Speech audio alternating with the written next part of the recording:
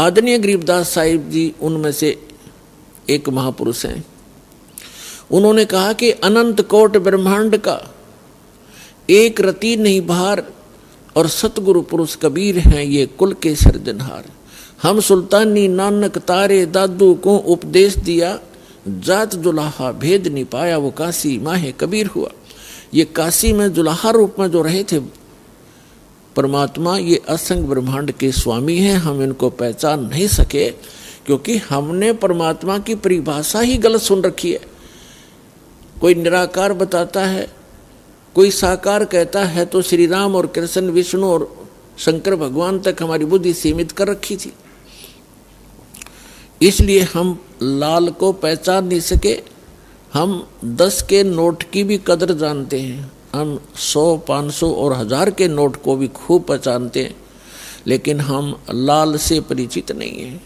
आज भी परिचित नहीं है। यदि यहाँ कोई लाल डाल दिए जाएं, आप उनको छोड़कर चले जाओगे, और 1000 का नोट पड़ा हो तुरंत उठाओगे। चाहे किसी का ये भी कहो कि भी किसका है देखिएगा, किसी का हो तो ले लीजिए, आपको उसकी कदर है, लाल का पता नहीं। तो ये लाल है परमपिता परमात्मा कबीर जी, जो सारी सृष्टि के रचनहार और सतपुरुष कहलाते हैं, जिसको गीता अध्याय नंबर 8 के श्लोक नंबर 3 में परम अक्षर पुरुष कहा है, परम अक्षर ब्रह्म कहा है। और ये अन्य जितने भी देव हैं, कोई 1000 का नोट है, कोई 500 का, कोई 10 और 20 और 50, 100 का, तो इनको तो आप अच्छी तरह ग्रहण कर लेते हो। लेकिन एक लाल आपको मिल जाए तो इन 1000 के नोटों की गिनती है ना, आपके पास कितने हो जाएंगे, उसी से मिल जाएंगे वो। तो इस प्रकार परमात्मा कबीर जी वो लाल हैं जिनको हम पहचान नहीं सके, क्योंकि वो हमारे व्यवहार में नहीं थे और हम पहचान नहीं सके। तो उसकी पहचान अपनी पहचान कराने के लिए परमात्मा स्वयं आए और अच्छी आत्माओं को मिले, जो दृढ़ भक्त पुण्य आत्माएं थी। आप देख सकते हो जिन महापुरुषों को परमात्मा मिले उस समय, आज से 200 वर्ष पहले, 250 वर्ष पहले गरीबदास जी आए थे सन 1717 में, और संवत 1774 में उनका आविर्भाव हुआ था, जन्म हुआ था। और सन 1717 आज सन 2013, 300 वर्ष पहले, और 300 वर्ष पहले उनको परमात्मा मिले। पहले वो हमारे जैसे पुजारी थे, श्री राम, श्री कृष्ण, विष्णु और शंकर भगवान, माता मसानियों के। और जब उन्होंने परमात्मा को देखा, सतलोक देखा, जहाँ हम रहा करते वो स्थान देखे और वहाँ की जो सुख देखे, फिर आकर उनको वापस छोड़ा, तो फिर वो इतने दृढ़ हो गए, पूरा समाज एक तरफ और गरीबदास जी एक तरफ। ऐसे ही नानक साहिब जी, आदरणीय नानक देव जी को जो परमात्मा मिले, बेई नदी से सचखंड लेकर गए वो सतपुरुष, और फिर वापस छोड़ा उनको ला करके। उसके बाद उससे पहले वो हिंदू धर्म में जन्मे थे, सभी श्री राम और श्री विष्णु, श्री कृष्ण जी के परम पुजारी थे। और उसके बाद पूरा हिंदू समाज एक तरफ था और नानक साहिब जी एक तरफ थे, झुके नहीं, और आज उनके अनुयायियों की गिनती नहीं।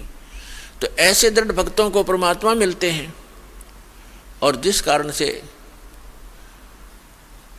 वो अपनी स्थिति को, अपनी पहचान को अपने बच्चों तक करवाते हैं।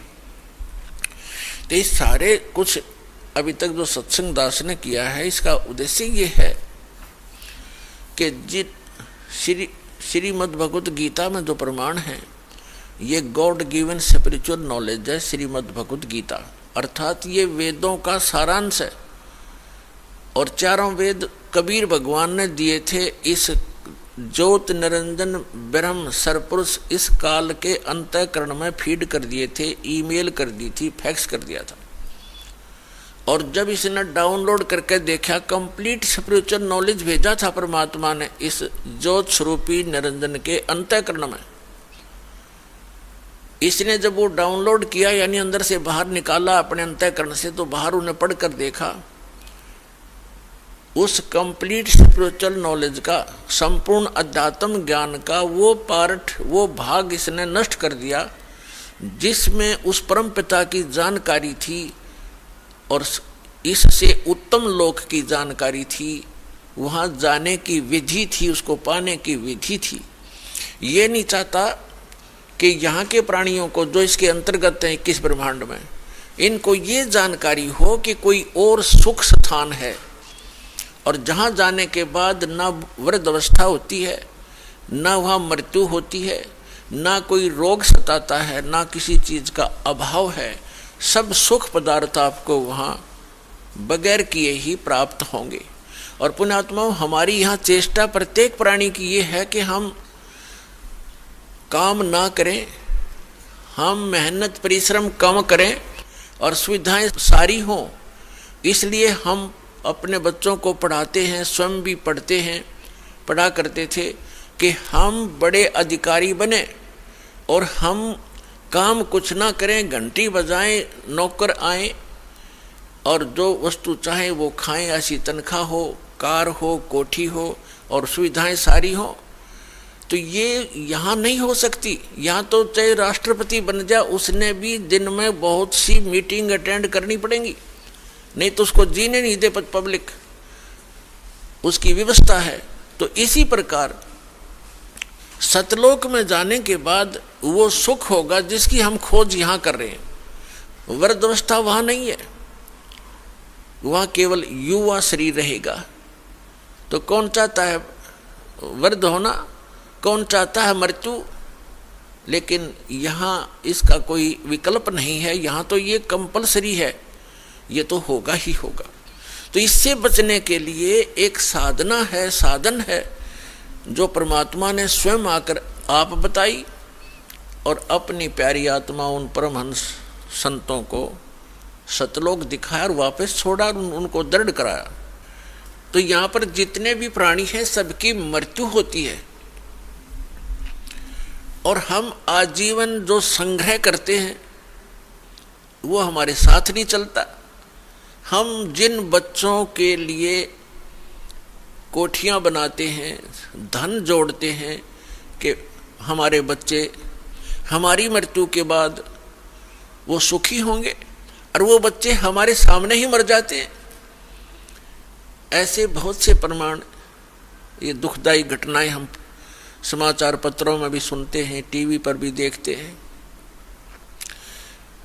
एक पूरा परिवार एक सत्संग सुनकर आ रहा था किसी संत का, तो उसमें इतना पक्का याद नहीं दास को कि 12 सदस्य थे पूरे परिवार के या 13 थे। उनमें से एक घर पे था और बाकी 11 या 12 सत्संग सुनने गए हुए थे, सत्संग सुनकर आ रहे थे, दुर्घटनाग्रस्त हो गए। पूरा का पूरा परिवार मारा गया, छोटे पोता पोतियां से लेकर बच्चों तक।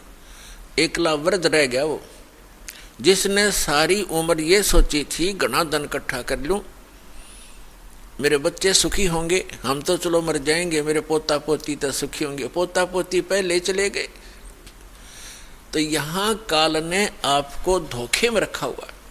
फिर दूसरा कारण ये है कि सत्संग, संत की शरण में सत्संग सुनते हैं प्राणी, तो उनको ऐसी आपदाओं का सामना नहीं करना पड़ता।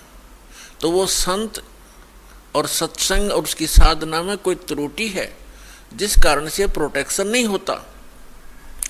और दूसरा कारण ये होता है कि संत भी सही हो, साधना भी ठीक हो, लेकिन अपने में कोई त्रुटि हो, हम नियमों का पालन ना कर रहे हों, उससे क्या होता है, फिर नाम खंडित हो जाता है।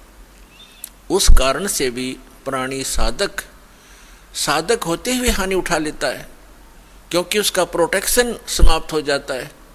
जो पावर कनेक्शन उसको मिला हुआ था वो न मिलने से वो पावर वाला काम बंद हो जाता है, उसको सारी सुविधाएं बंद हो जाती हैं। जैसे आपका बिजली का कनेक्शन कट जाता है तो ना पंखा चले, ना एसी चले, ना कूलर काम करे, ना कोई पंप चले, ना कोई हैंड पंप चले, यानी सब सुविधाएं बंद हो जाती। इस प्रकार परम संत हो, साधना शास्त्र अनुकूल हो और साधक मर्यादा में रहे, फिर ये आपदा नहीं आया करती।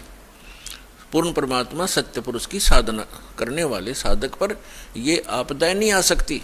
दुर्घटना में मृत्यु, अकाल मृत्यु या कोई अन्य दुख नहीं आने देंगे भगवान, जहाँ हमारी समर्पित भाव से साधना होगी और सच साधना होगी। तो फिर भी जो कहने का तात्पर्य दास का आज जो उद्देश्य है ये ज्ञान कराने का, कि हम जिन सुविधाओं को एकत्रित करने में, जोड़ने में सारा जीवन लगा देते हैं और फिर भी हम भी छोड़ चले जाते हैं और बच्चों का भी पता नहीं, हमारे सामने ही मृत्यु हो जाए, तो ये गंदा लोक है, ये लोक ठीक नहीं। अभी तक हमें इसका अल्टरनेट नहीं था। अल्टरनेट था तो इतना था कि स्वर्ग चले जाएंगे, स्वर्ग से आगे हम नहीं जानते थे। परमात्मा कबीर जी ने आके अपनी महिमा, अपना स्थान स्वयं बताया है कि एक स्थान ऐसा है जहां जाने के बाद साधक फिर लौटकर संसार में नहीं आता। ये परमात्मा ने आके बताया 600 वर्ष पहले, और उसके बाद भी उस परमात्मा के सूक्ष्म वेद में वर्णित ये ज्ञान है जो परमेश्वर ने, कबीर जी ने स्वयं अपने मुख से बोला, जिसको कबीर वाणी कहते हैं, जिसको सच्चिदानंद घन ब्रह्म की वाणी कहा है। उसमें वर्णित किया मालिक ने, और हमारे वेद और गीता में वर्णित है। हम नहीं समझ सके क्योंकि हमारे टीचर अल्पज्ञ थे, हमारे धर्मगुरु अल्पज्ञ थे, उनको सदग्रंथों का ज्ञान कति नहीं था। तो उस परमात्मा ने आके स्वयं बताना पड़ा वही ज्ञान, और जिन महापुरुषों को परमात्मा मिले उन्होंने भी यही ज्ञान कराया, लेकिन उसको हम समझ नहीं सके, जिस कारण से अभी तक परमात्मा के आने से पहले तक हमें केवल स्वर्ग से आगे कोई बताने वाला नहीं था। और अब हम पता चला इन सदग्रंथों से और परमेश्वर के सूक्ष्म वेद से और जिन महापुरुषों को परमात्मा मिले उनकी अमृतवाणी से, कि स्वर्ग में गए हुए प्राणी भी जन्म मृत्यु में ही रहते हैं। और जिनको हम इष्ट रूप में पूजा करते थे, श्री विष्णु जी, श्री शंकर जी, ब्रह्मा जी को तो हम पूजते नहीं थे, लेकिन आदर की दृष्टि से अवश्य देखते थे। इन तीनों का नाम हम टिप्स पर रखते थे, ब्रह्मा विष्णु महेश। ये स्वयं नासवान है जिनको हम इष्ट मानकर पूजते थे। तो जिस नासवान इष्ट की हम पूजा करेंगे तो क्या होगा, हम उसके लोक में चले जाएंगे। ये सामीप्य जो है मुक्ति प्राप्त होती है, यानी अपने इष्ट के लोक में उनके समीप रहा करेंगे। तो जब हमारे इष्ट ही मरेंगे, उनकी भी मृत्यु होगी, तो फिर वो तो जन्म मृत्यु फिर बनी रही, तो स्थायी स्थान नहीं हुआ वो। तो जो आज प्रसंग है कि जिस लोक में हम रह रहे हैं ये लोक अच्छा नहीं है, और हमें केवल स्वर्ग तक का ही ज्ञान हमारे धर्म गुरुओं ने कराया। परमेश्वर ने आकर अपनी अमृतवाणी में ये ज्ञान दिया कि एक और लोक है जहां आप सदा सुखी रहोगे, आपका जरा मरण नहीं होगा। जरा माने वृद्धावस्था, मरण माने मृत्यु। लेकिन वो ज्ञान हमारे गले उतरा नहीं, क्योंकि हम अपने धर्म गुरुओं पर, विशेषकर हिंदू धर्म के में जन्मे हम प्राणी, अपने धर्म गुरुओं पर पूर्ण विश्वास किया करते थे कि ये संस्कृत के मास्टर हैं और सभी सदग्रंथ संस्कृत भाषा में लिपिबद्ध हैं। हमारे को कभी अविश्वास नहीं हुआ, इसलिए हमने परमात्मा के दिए हुए उस ज्ञान पर कभी ध्यान नहीं दिया। और साथ में ये भी हमारे एक इंजेक्शन लगा दिया करते कि कबीर जी तो अशिक्षित थे, उन्होंने संस्कृत पढ़ी नहीं, क्योंकि संस्कृत केवल ब्राह्मण ही पढ़ा करते थे, और कई ब्राह्मणों के पास गए, उनको संस्कृत नहीं पढ़ाई, इसलिए वो उठपटांग भाषा बनाकर गाते थे। ऐसी सोच थी हमारे इन ऋषि महर्षियों की, वो परमात्मा को समझ नहीं सके। और उस परमेश्वर की वाणी में ये पहले लिपिबद्ध था, जो हमारे सदग्रंथ भी बताते हैं। क्योंकि परमात्मा ने जो ज्ञान दिया वो अपने द्वारा रची हुई सृष्टि का और सारे विधान स्वयं बनाया हुआ था, वो अपनी सिंपल लैंग्वेज में बोल दिया। अब जो प्रसंग चल रहा है कि उस परमात्मा ने भी बताया था कि एक सतलोक है जहाँ जाने के बाद, जहाँ जन्म मृत्यु नहीं होती, जहाँ वृद्धावस्था नहीं है, वहाँ किसी चीज़ का अभाव नहीं है, वहाँ सब सदाबहार वृक्ष हैं, सदाबहार सब मेवा हैं, और दूधों की नदियाँ बहती हैं, वहाँ पर अमृत के सरोवर भरे हुए हैं, मीठे जल के समुद्र भरे हुए, हीरे पन्ने ज्वारातों के वहाँ पहाड़ हैं, जो यहाँ पर मिट्टी और पत्थर के पहाड़ हैं, झरने बहते हैं, वहाँ वर्षा होती है, बगैर बादल के फुहार चल पड़ती है, सुंदर शरीर है आपका, कभी वृद्ध अवस्था नहीं होती, मृत्यु नहीं होती, वहाँ आपका परिवार होगा। जैसे धीरे धीरे यहाँ एक पहले हम अकेले थे, विवाह हुआ जब 2 हो गए, बच्चे हुए जब 5-4 और हो गए, और फिर धीरे धीरे पोते पर पोते हो गए, तो हमारा कितना अच्छा परिवार और कैसा दिल लग रहा है। और 1 मिनट में ना जाने पोता मर जा, पोती मर जा, बेटा मर जा, बेटी मर जा, स्वयं की टिकट कट जा, तो खा के ये स्थान, तो वो स्थान है जहाँ पर हम कभी मरेंगे नहीं, हमारा परिवार होगा, सारी सुविधाएं होंगी, मनोमयी विमान होंगे आपके। यहाँ तो एक साइकिल नहीं जुड़ता सारा दिन, और वहाँ पर ऐसा सुविधा है कि आप चाहोगे आपके सामने विमान खड़ा होगा, और जहाँ जाओगे बैठ के परिवार, कहीं बहुत बड़े बड़े पार्क हैं, बड़े सुंदर स्थान हैं, तो वो स्थान है जो भगवान ने स्वयं आकर बताया। और इसी का परम समर्थन हमारे सदग्रंथों ने दिया।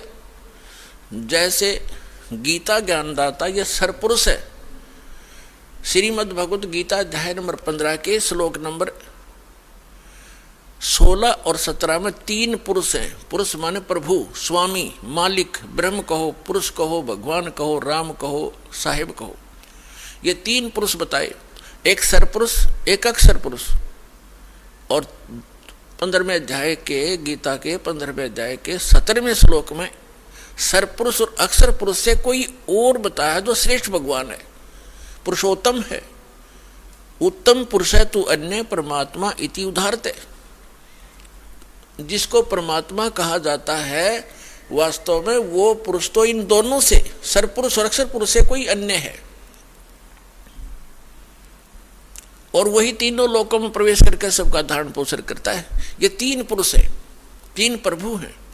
सरपुरुष इसको ब्रह्म बोलते हैं, हमारे ऋषि मुनि इसको ब्रह्म कहा करते हैं, और संतों ने इसको सरपुरुष, सरब्रह्म, ज्योत निरंजन, ज्योत निरंजन काल की संज्ञा दी है परमेश्वर कबीर जी ने, और उन्हीं से परिचित महापुरुषों ने भी यही उनको बताया।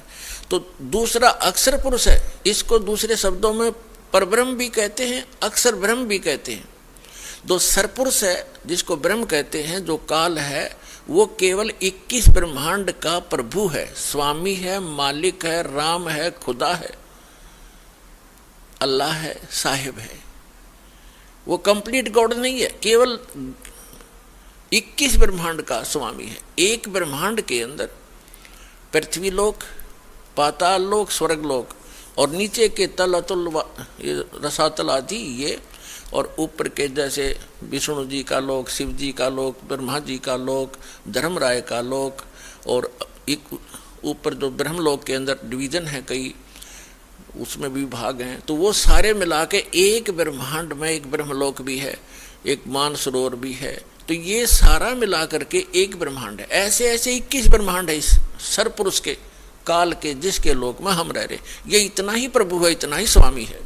और दूसरा अक्षर पुरुष है। गीता अध्याय नंबर 15 के श्लोक नंबर 16 में 2 पुरुष हैं। अक्षर का अर्थ होता है जिसका नाश ना होता हो, अविनाशी। लेकिन ये अविनाशी लगता है लेकिन अविनाशी नहीं है। अक्षर पुरुष भी अविनाशी नहीं है, लेकिन इसको कहा गया है अविनाशी अक्षर पुरुष, इसलिए 15वें अध्याय के 17वें श्लोक में कहा है कि उत्तम पुरुष है तो अन्य परमात्मा इति उदाहरते है।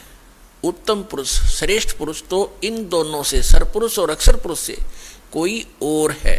और जिसको परमात्मा, परमात्मा माने श्रेष्ठ आत्मा, वो पुरुषोत्तम तो कोई और है इन दोनों से।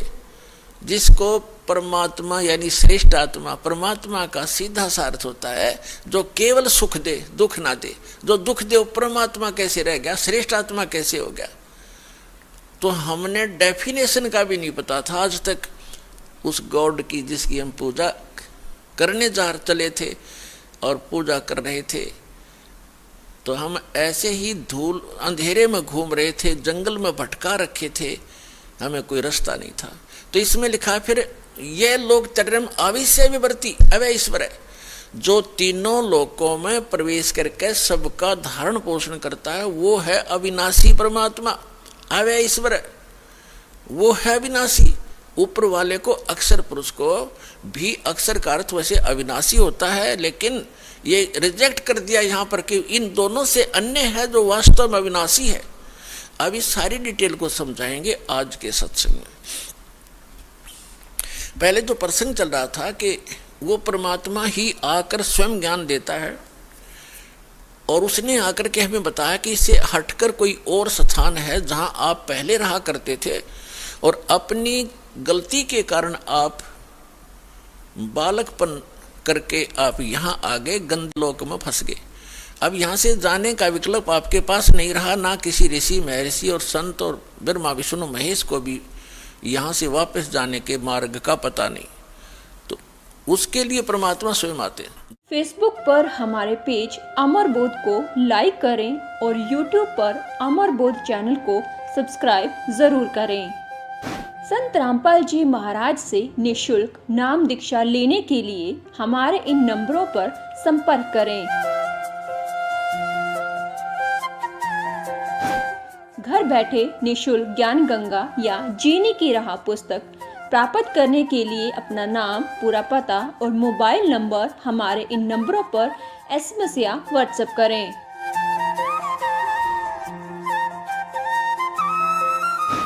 अधिक जानकारी के लिए हमारी वेबसाइट supremegod.org पर विजिट करें।